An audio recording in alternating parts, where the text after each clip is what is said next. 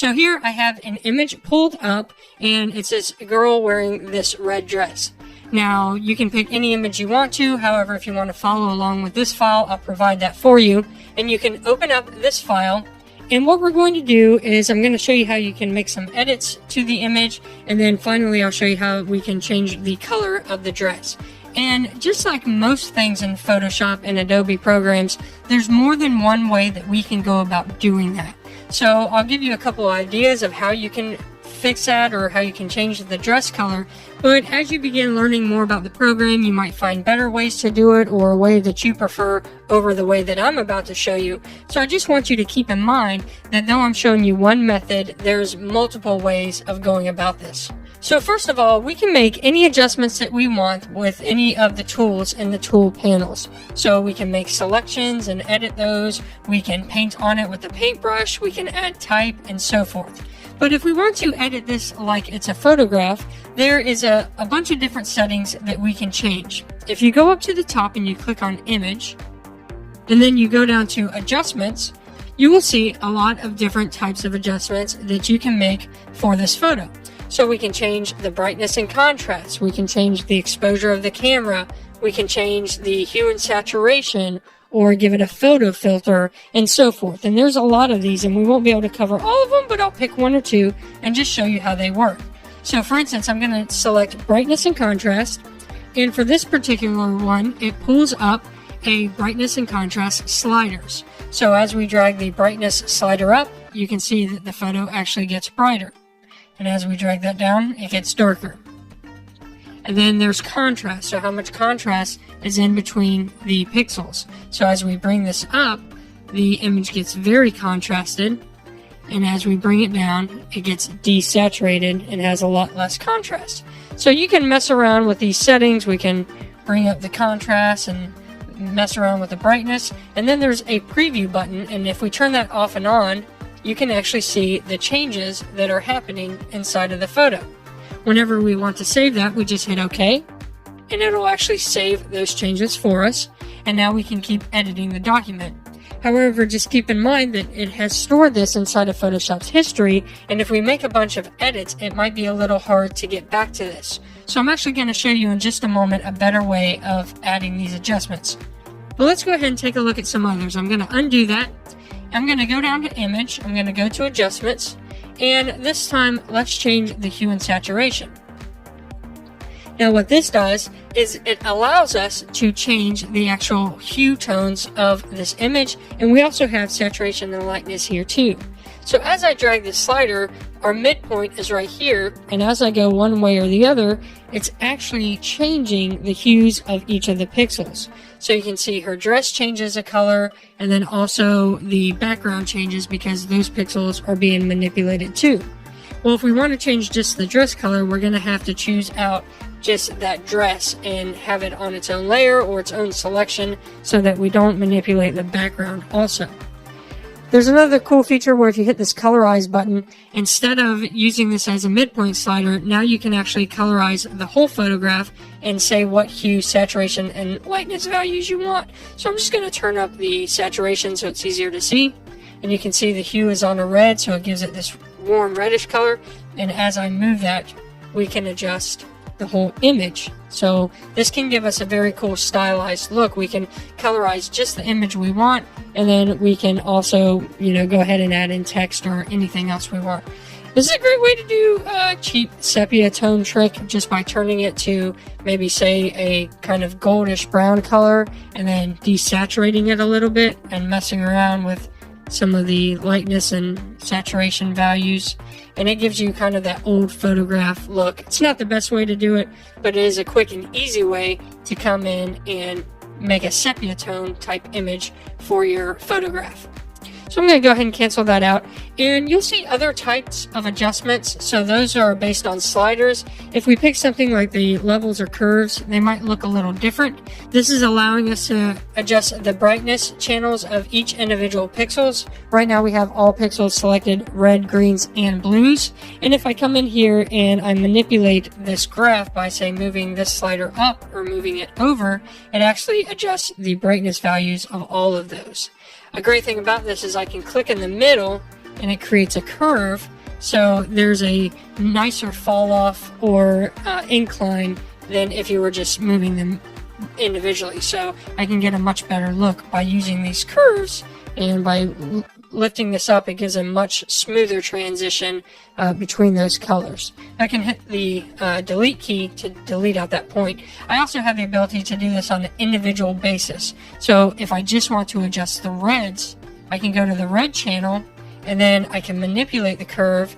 And there are some red pixels in the whole image, but by adjusting this, I can change out and manipulate the brightness and darkness values of the reds in this image. So you'll see that under the adjustments, there's multiple different types of adjustments you can make, and each one might look a little different based on the settings. We'll click on, say, the photo filter, and this one is pretty cut and dry. It's just you pick a filter and you tell how dense you want it to be.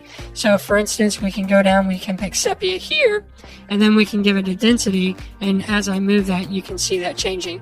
Now this is a much better sepia trick, so you can come in and change that with a photo filter and leave in some of those colors. It's not adjusting the whole image, but it's adding that sepia color. So if we wanted to make it more blue, we could do the same thing here. It keeps those colors here 0, and then as I move it in, it just blue tints that whole image. I can give it a warming filter, and that'll just kind of warm it up a little bit. So here it's kind of a cool background, but if I want to warm up the image, I can give it a small density with the warming filter, and it gives us this nice warm background.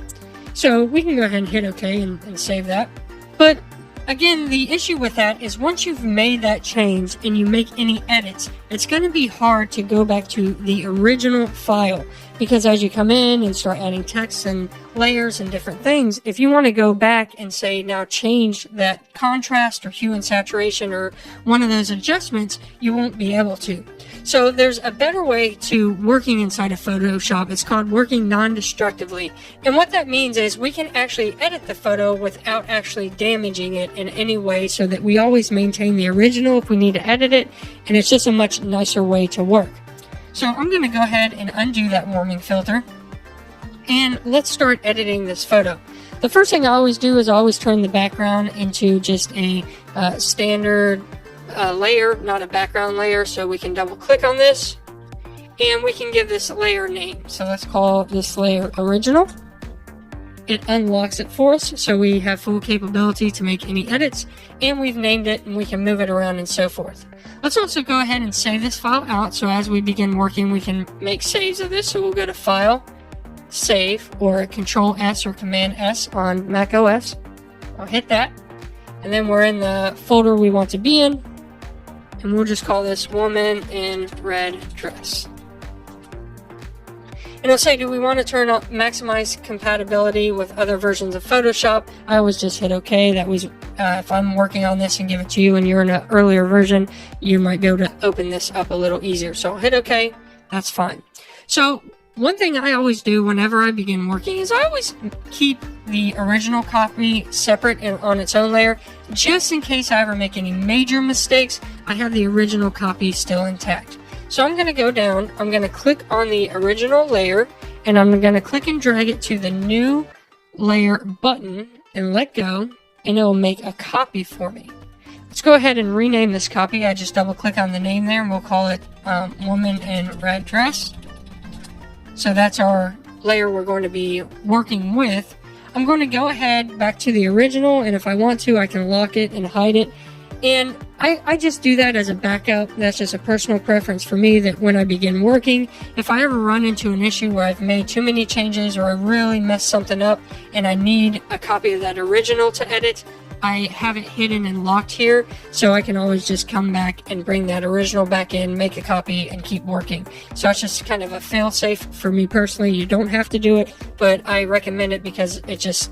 There's times where I wish I had the original and I didn't, so I learned the hard way.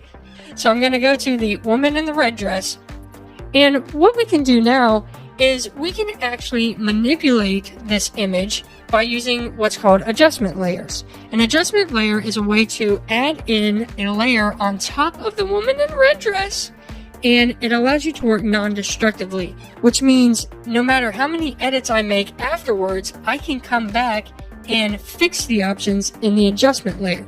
So let me show you how that works. Down at the bottom, there is an adjustment layer button, and we're going to click and hold that down.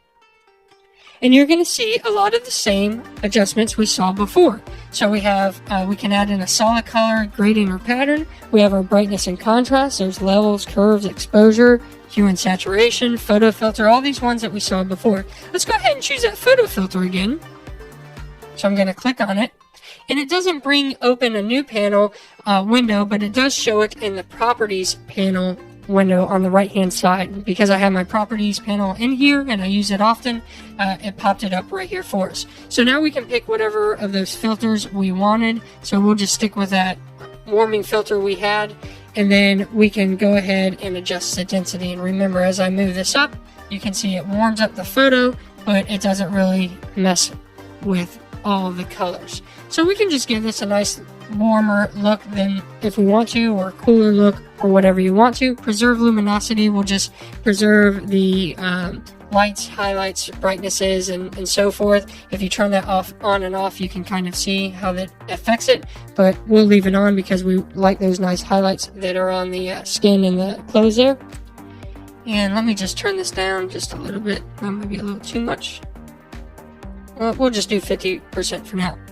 But what's happening is, as you can see in the layers panel, it's created a new photo filter layer, and this layer can be edited later on. So you don't really see anything in the preview window. This is actually for a mask, and we won't use that right now, but it's adjusting the layers beneath them, all layers beneath them. So you can see that it's editing the woman in the red dress. If we hide that and we pull up the original, it's editing that one too. So this adjustment layer is editing everything that is beneath it. But the great thing about this is if I go in here and let's just say I add in some text here. I'm just going to write dress. And that might be hard to see, so just make it red and a little bigger.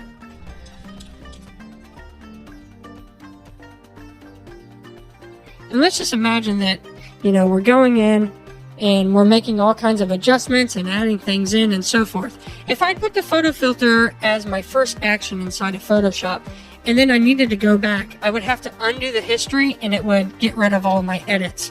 And that is not what I want. However, no matter how many edits I make, I can always go to this adjustment layer and make changes. So let's say that I did all these edits, but then I realized, oh, I didn't want a warming filter, I want a cool filter. Well, if I click on the adjustment layer, I can actually go back to the photo filter options, and then I can pick a cooling filter. And now you'll see that it actually fixes that for me, and it keeps all my edits intact. This is what's called working non-destructively. It basically means that we're not affecting the actual photo.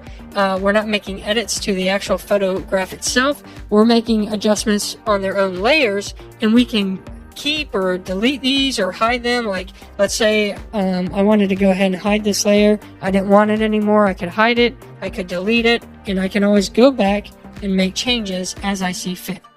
So I'm going to go ahead and delete out this dress layer, this dress type layer here, and I just think that's too strong. Let's go down to 35%.